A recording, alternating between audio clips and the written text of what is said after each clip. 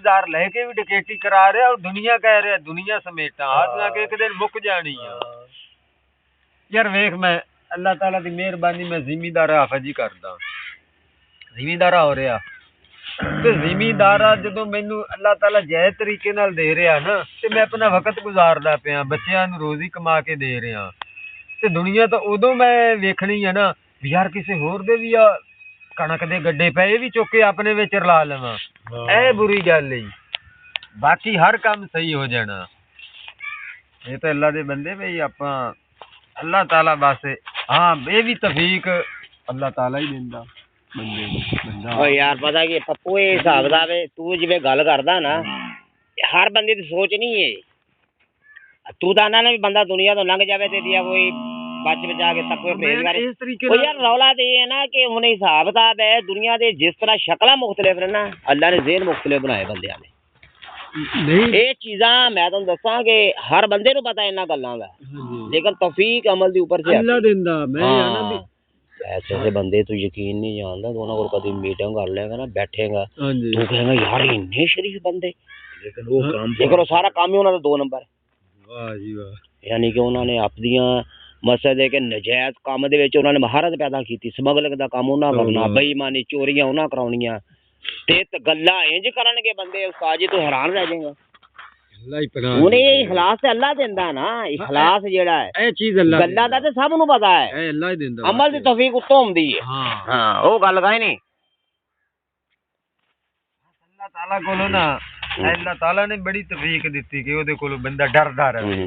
ओए आवे कोई गल ते कर के जिंदगी गुजार, तेरी फिल्म में तैयार कर रहा है हुन गल कर ला, ए मजलिस आपा नु कदी मिलनी बात जे हाफिज साहब अब्दुल हकीम जी कर रहा ठीक है भी, तुम ही आख्या भी हर बंदी सोच है मनफी नहीं है, जिवें इहदी है नहीं इहदी सोच है पॉजिटिव।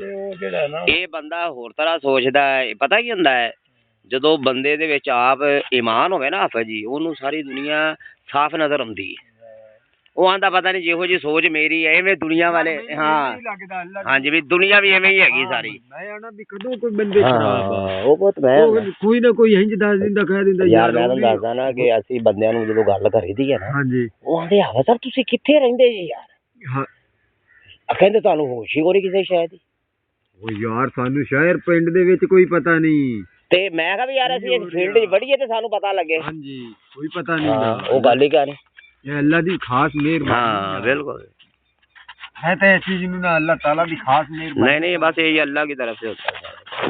हाँ जी एक बंदा वो गल करदा है भी यार पता की एक मैं शेर पढ़िया सी कदे 10वीं जमात दे विच, वालेकुम सलाम पहला लिया मंजी ते फिर नहीं इत्थे असि बैठे यार मंजी तो ले आए, मंजी ते रखांगे।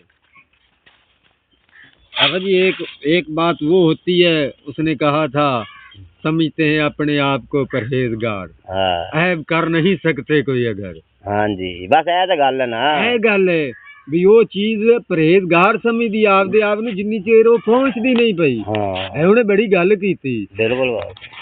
अच्छा एक बंदा ते ओ कहंदा भी यार है बंदा ते एवें मारदा है रात नूं कदे बाहर नहीं निकलिया। हां ते इहने रात नूं हाफिज जी किसे दी चकनी की चीज आ हाफिज मीर साहब जी भी रात नूं ते बाहर नहीं निकलिया। हां ते इन्ने की चकना ते मेरी फील्ड है, मैं रहना ही रहा सारी रात बाहर, बड़ा बड़ा अरसा तक रहना, देख ला पूरियां गर्मियां बाहर गुजारनियां।